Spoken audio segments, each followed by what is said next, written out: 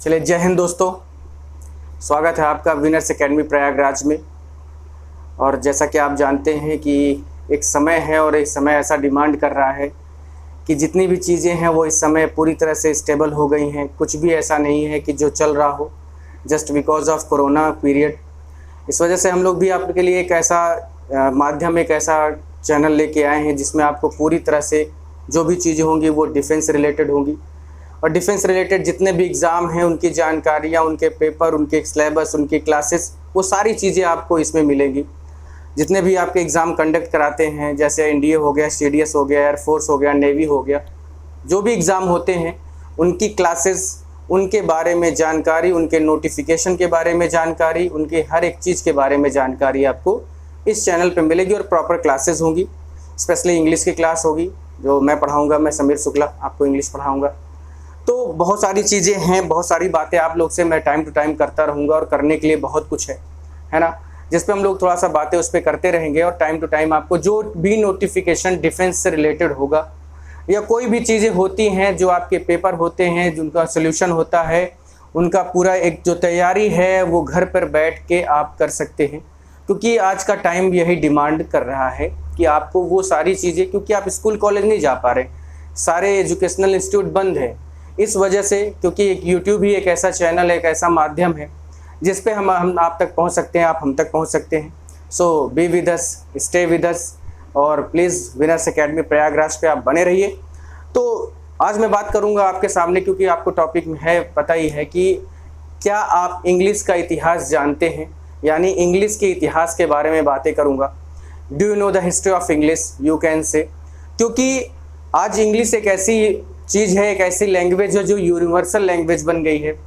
जितने भी official, unofficial जितने भी काम हो रहे हैं वो इंग्लिश में होते हैं। और मैंने आपसे एक बात जैसे मैं कहूँ कि if you go anywhere in India, anywhere in this world, specially मैं बात करूँ कि अगर आप तमिल, यानी आप अगर साउथ साइड जाएँ and if you don't have any single words, if you don't have any single word about English, अगर आपको कुछ भी नहीं पता, कोई भी नॉलेज इंग्लिश के एक सिंगल वर्ड का नहीं है, then you can not survive there just because of you don't know Telugu और तमिल।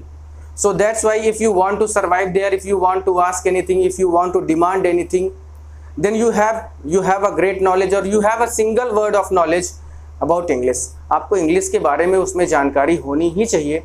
तो आज मैं बात करूँगा उसी की, इंग्लिश के इतिहास की, यानी ये कैसे बनी, कैसे इसकी खोज हुई, कैसे ये इतना आज इसका इतना पावर है, इतना आज आगे ये फेमस है कि अगर कोई भी इंसान कुछ नहीं जानता, वो किसी भी जगह पर चला जाए और उसको इंग्लिश का एक शब्द पता है तो वो वहाँ पर रह सकता है, जी सकता है, वो मांग सकता है, पूछ सकता है, वो सारी चीज़ें कर सकता है जो वो चाहता है। क्योंकि हमारी तो मातृभाषा हिंदी है, लेकिन हर जगह की हिंदी नहीं है। चाइना में चाइनीज़ है, मंदारिन जो भाषा होती है, जापान में जापानी है ना, जापानीज़ भाषा है, फ्रांस में फ्रेंच लैंग्वेज होती है, रूस में उसकी अलग लैंग्वेज है, अमेरिका, इंग्लैंड, ये जो भी है सब अलग अलग लैंग्वेज के साथ है। लेकिन इन सब में एक चीज़ कॉमन है, वो है क्या है, इंग्लिश। तो उसी के बारे में बात करेंगे। तो आज हम लोग बात करेंगे इंग्लिश लैंग्वेज की, यानी जो हिस्ट्री ऑफ इंग्लिश लैंग्वेज है वो कहाँ से इसकी उत्पत्ति हुई, क्या इसका ओरिजिन है, कैसे ये बनी, इन्हीं सब के बारे में हम लोग बातें करेंगे। देखिए, जैसे आपको पता है कि मोबाइल की खोज या मोबाइल का यूज़ सबसे पहले कहाँ हुआ या कैसे हुआ, तो मोटोरोला कंपनी ने सबसे पहले मोबाइल लॉन्च किया था। ठीक है। भारत की खोज वास्को डिगामा ने किया। ठीक है। अमेरिका की खोज कोलंबस ने किया। तो इसी तरह से जितनी भी खोजें हुई हैं या जितनी भी चीज़ें आज के टाइम में आपको देखने को मिल रही हैं, उनका कोई ना कोई ओरिजिन पॉइंट है, या वो कहीं ना कहीं से जैसे भी बनी, जैसे भी वो आज के टाइम में हैं, वो अस्तित्व में है, वो पूरी तरह से उनके पीछे कुछ ना कुछ इतिहास है। मैं बात करूंगा इंग्लिश लैंग्वेज की। एग्जैक्टली सारी चीज़ें आप आसानी से यहाँ पर पढ़ेंगे इस चैनल में, और बहुत क्लियरली बताया जाएगा, बहुत अच्छे तरीके से बताया जाएगा, समझाया जाएगा। ठीक है। तो विनर्स एकेडमी प्रयागराज को एक बार सब्सक्राइब कर दीजिएगा, लाइक भी बटन दबाइए, और जितना ज़्यादा से ज़्यादा हो सके इसको शेयर करिए। ठीक है। इंग्लिश लैंग्वेज की बात मैं करता हूँ, तो इंग्लिश लैंग्वेज में सबसे बड़ी बात आती है कि आखिर इसका इतिहास कैसा है। तो मैं बताऊंगा आपको कि इंग्लिश जो लैंग्वेज है, इसकी शुरुआत जो एग्जैक्टली हुई थी वो 449 से 50 एडी में हुई। AD after death before Christ, है ना। एडी और बीसी आता है वो जीसस क्राइस्ट के मरने के बाद और पैदा होने से पहले का जो समय होता है उसको एडी और बीसी में बांटा गया है। ठीक है, अब मैं बात करूंगा ये 449 से 50 के बीच की बातें हैं, बहुत समय पहले की बात है ना, 1600-1700 साल पहले की बात है। तो वो क्या रहा होगा, कैसे रहा होगा, हम लोग तो जानते भी नहीं है, लेकिन आज हम लोग कम से कम इसके इतिहास के बारे में तो जरूर जानेंगे। तो देखिए होता क्या है इसमें, जर्मनी, आपने नाम सुना होगा, जर्मनी में एक जर्मेनिया नाम की एक ट्राइब रहती थी। जर्मनी में ही क्या थी, जर्मेनिया नाम की एक ट्राइब होती थी। ट्राइब मीन्स क्या होता है, जनजाति। क्या होता है, जनजाति। ठीक है, जर्मेनिया नाम की एक ट्राइब होती थी, कहाँ पर, जर्मनी में। जर्मेनिया जो ये ट्राइब थी इसमें भी 4 तरह के और लोग होते थे, 4 तरह के और कबीले होते थे और जनजातियां थी, जिनमें सबसे पहला नाम आता है, एंगल्स या एंजल्स भी पढ़ते हैं। दूसरा नाम आता है ज्यूट्स और तीसरा नाम आता है सैक्सन्स। ठीक है, ये होते थे, ये 3 ऐसी जनजातियां हैं। एक और होता है फ्राइसिस, एक और होता है फ्राइसिस, को भी लिखे देता हूं मैं, फ्राइसिस। ठीक है, डबल आई के साथ है फ्राइसिस। तो ये 4 तरह की जनजातियां थी और क्योंकि सबसे जो पावरफुल था वो उस समय एंजल्स थे, जिनके ये बहुत पावरफुल थे, बहुत ज़्यादा। और आपको पता है कि जब कोई चीज़ या जब कोई राजा या कोई इंसान पावरफुल होता है तो वो उसका गलत इस्तेमाल करता है, वो दूसरे की चीज़ों को क्या करता है, हड़पने की कोशिश करता है, उसके राज्य को पूरी तरह से अपना आधिपत्य जमाने की कोशिश करता है, उस पर राज्य पर कब्जा करने की कोशिश करता है। और ये चीज़ आज से ही नहीं, सदियों पुराने हैं, यानी 1500, 1600, 1700 साल पहले भी यही होता था जो आज हो रहा है। आज भी क्या है, बहुत सारे लोग हैं, बहुत सारी चीज़ें कर रहे हैं, कोई पावरफुल है तो वो दूसरों की ज़मीनों को कब्जा किए ले रहा है, तमाम तरह की चीज़ें कर रहा है, just because of he is a powerful man. तो पावरफुल होने के साथ साथ काफ़ी लोग माइंडेड भी थे, इनकी संख्या भी बहुत थी। तो इनके जो रहने का स्थान था वो था इंग्लैंड। इनके जो रहने का स्थान था उसका क्या नाम था, तो ये पावर जो एंजल्स थे वो कहाँ रहते थे, इंग्लैंड इनके रहने का प्लेस था। और जो ये भाषा बोलते थे वो होती थी इंग्लिश, LISC। उनकी भाषा क्या थी, इंग्लिश थी।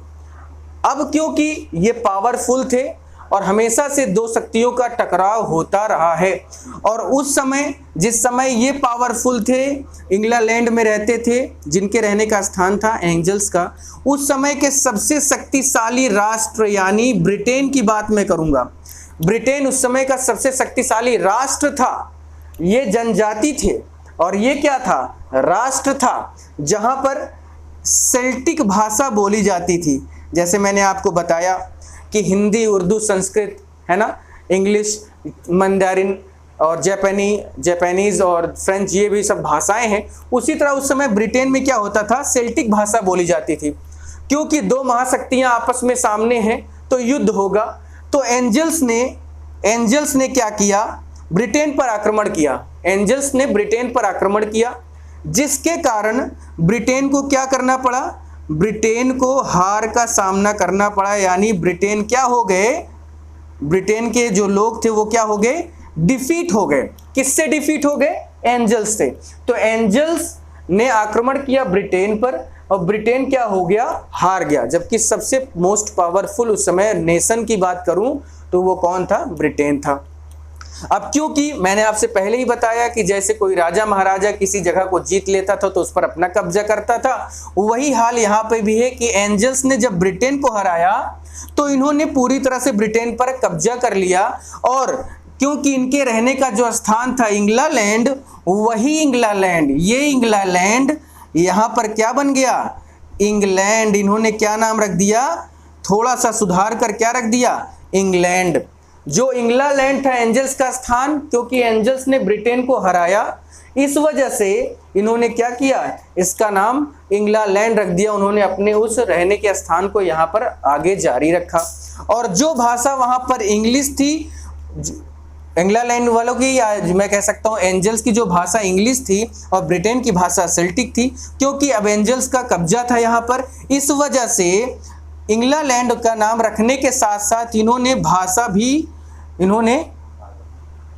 भी रखी, और वो क्या रखा, इंग्लिश। यानी सेल्टिक को इन्होंने क्या कर दिया, खत्म कर दिया एक तरह से, और इन्होंने बनाया क्या, इंग्लिश भाषा प्रयोग करना शुरू कर दिया। बात समझ में आई? यहीं से सबसे ज्यादा इंग्लिश का प्रभाव शुरू हुआ। क्लियर हो गया? यहीं से इंग्लिश का सबसे ज्यादा प्रभाव शुरू होता है। तो इतना क्लियर है आपको कि इंग्लिश की जो निर्माण है, इंग्लिश की जो बोलचाल की भाषा है, यह सबसे ज्यादा यूज कहां पर होने लगी, इसी जगह से, जब इन्होंने इनका आक्रमण, एंजल्स ने जब ब्रिटेन पर आक्रमण किया और हरा दिया, तो अपना स्थान जो था इंग्लैंड, उसको बना दिया इंग्लैंड, और जो इनकी ब्रिटेन वालों की जो भाषा थी सेल्टिक, उसको चेंज करके इन्होंने क्या कर दिया, इंग्लिश कर दिया। ऐसे तमाम चीजें बनती गई, बढ़ती गई। ठीक है, आपको पता है कि बहुत सारे वर्ड जो है हिंदी से लिए हैं, बहुत सारे वर्ड उर्दू से लिए गए हैं इंग्लिश में। जैसे बिरादर है, तो बिरादर को ही इंग्लिश में ब्रदर कहा जाने लगा, इंग्लिश में ही ब्रदर कहा जाने लगा। द्वार हिंदी शब्द है, उसको इंग्लिश में डोर कहा जाने लगा। ल्यूमनी, LEUMNI, ल्यूमनी, यहां पर पहले क्या था, एक अरबिक लैंग्वेज थी, फिर उन्होंने क्या कर दिया, इंग्लिश में लेमन शब्द कर दिया, नींबू जिसको कहते हैं। बात समझ में? तो इस तरह से तमाम तरह की जो चीजें थी वो सुधारती गई, और आज आप देखिए कि आज भी अपना जो भारत है 1947 और 2000 के बीच में बहुत ज्यादा डिफरेंस है, बहुत ज्यादा डिफरेंस है, क्योंकि समय के साथ साथ चीजें बदलती जाती हैं। उसी तरह से 449 से 50 के बीच का जो समय था, वो जब आगे बढ़े, उस पे लोग थोड़ा सा और आगे, वो लोग बढ़े, तो यहाँ पर एक काम इन्होंने करना शुरू किया, क्योंकि हर चीज का अपना रेनेसेंस होता है। रेनेसेंस मीन्स क्या होता है, जागरण होता है, पुनर्जागरण होता है, चीजों को नई नई व्यवस्था मिलती है, या नई नई व्यवस्थाओं में चीजों को देखने का मिलता है। अब यहां पर बात मैं करूंगा कि वैसे तो फादर ऑफ इंग्लिश नॉर्मली लोग विलियम शेक्सपियर को कहते हैं, लेकिन एग्जैक्टली आपको बता देता हूं, आज के बाद इस चीज को याद रखिएगा, हमेशा आपको बहुत फायदा देगा ये word. Father of English Geoffrey Chaucer को कहा जाता है, जिनका जो लिविंग टाइम था वो 1300 से 1400 के बीच में था। ठीक है, जॉफरी चौसर, ठीक है, ये इनको क्या कहा जाता है, ये फादर ऑफ इंग्लिश हैं, यानी इंग्लिश के जो जनक हैं, मैं कह सकता हूं वो कौन है, जॉफरी चौसर। क्लियर है?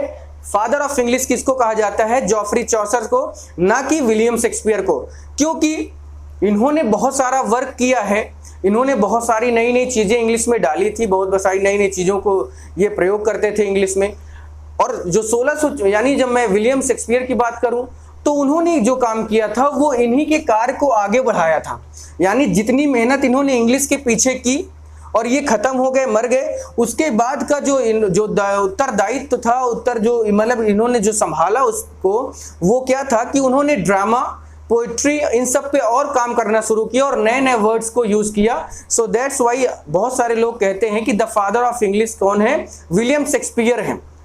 ठीक है, लेकिन इनको अंकल कहा जाता है, इनको अंकल शेक्सपियर भी कहते हैं। क्यों कहते हैं? क्योंकि फादर कौन है, जॉफरी चौसर है, और वो इनके भाई की तरह है, इसलिए इनको अंकल शेक्सपियर कहा जाता है। ये बात थोड़ा सा अलग आप समझिएगा, थोड़ा सा एक ऐसी चीजों के लिए, क्योंकि फादर ऑफ तो ये हैं, तो वो फादर ऑफ कैसे हो गए, तो उनको भाई की तरह अगर हम देखें, इनके भाई की तरह हम यूज कर लें तो अंकल हुए।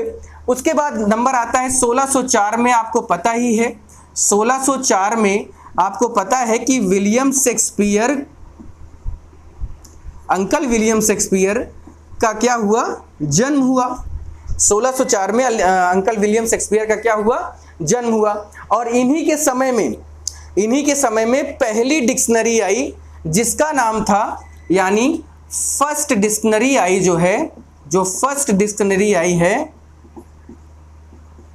फर्स्ट डिक्शनरी क्या थी, table alphabetical,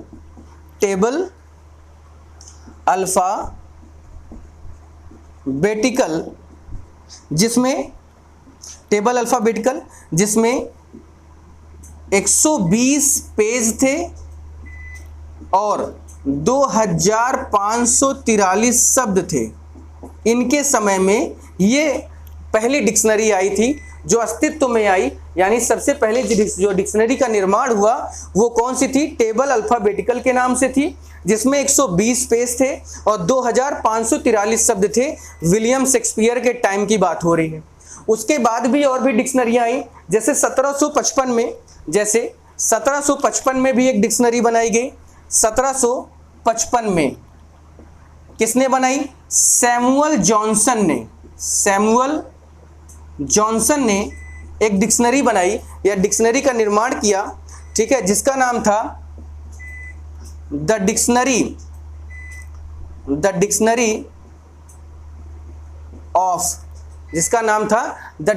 of the English language, ठीक है, द इंग्लिश लैंग्वेज, ठीक है। तो इसी तरह से टाइम टू टाइम ये सारी चीजें बढ़ती गई। इसका मॉडर्न टाइम भी है और 1700-1800 के बाद से ये मॉडर्न टाइम में इंग्लिश का चल रहा है। और तमाम तरह के आप देखते हैं हर साल कुछ नए नए शब्द, लेक्सिकोग्राफर जिसको कहते हैं, शब्दकोश में जो शब्द डाले जाते हैं, जो डालता है इंसान उसको लेक्सिकोग्राफर कहते हैं। तो नए नए शब्द आते हैं हर साल, नए नए शब्दों को कुछ इधर उधर से लेकर या कुछ देशों से लेकर उसको डिक्शनरी में डाला जाता है। और आज के डेट में सबसे ज़्यादा फेमस अगर डिक्शनरी है तो वो है यू डिक्शनरी नहीं है, ऑक्सफोर्ड डिक्शनरी है, क्योंकि आजकल डिजिटल का ज़माना है। तो आप यू डिक्शनरी का नाम ले सकते हैं और बहुत सारी चीज़ें हैं। तो आपके लिए मैं यही कहूँगा कि आप इस वीडियो को देखिएगा, लाइक करिएगा, शेयर करिएगा और प्लीज़ इस चैनल को सब्सक्राइब करिए। जिससे आपको एक बात और इसमें बताता हूँ कि इसमें एनडीए का फाउंडेशन कोर्स भी होगा। एनडीए फाउंडेशन कोर्स यानी 11th-12th की बातें होंगी। फिजिक्स मुकेश सर की होगी। मैथ के लिए हमारे पास बहुत अच्छे टीचर हैं, नंबर 1 के टीचर हैं। इंग्लिश में खुद पढ़ाऊंगा और वाई ग्रुप की भी क्लासेस चलेंगी, यानी रीजनिंग, मैथ और इंग्लिश जीएस भी होगी। यानी every type of exam which is conducted by UPSC और defence sector, the classes will here, classes यहाँ होंगी, ठीक है। तो प्लीज़ आप उस पर बने रहें। प्लीज़ विनर्स एकेडमी प्रयागराज जो चैनल है आपको उसको लाइक करें, शेयर करें, सब्सक्राइब करें और जितना ज़्यादा से ज़्यादा लोगों को हो सकता है बताएं, क्योंकि नेक्स्ट वीडियो के साथ मैं कल जरूर आपके सामने आऊँगा और बहुत धमाकेदार वीडियो लेके आऊँगा। ऐसा यूट्यूब में नहीं पड़ा होगा, गारंटीड है, कंफर्म है। एक बार आप इस चैनल पे सब्सक्राइब करें, नोटिफिकेशन आपके पास पहुँचेगा। प्लीज़ बेल आइकन को भी प्रेस करें जिससे आपको सारी नोटिफिकेशन टाइम टू टाइम मिलती रहे। तो चलिए, जय हिंद, जय भारत और प्लीज़ इस चैनल के साथ आप बने रहें। Thank you.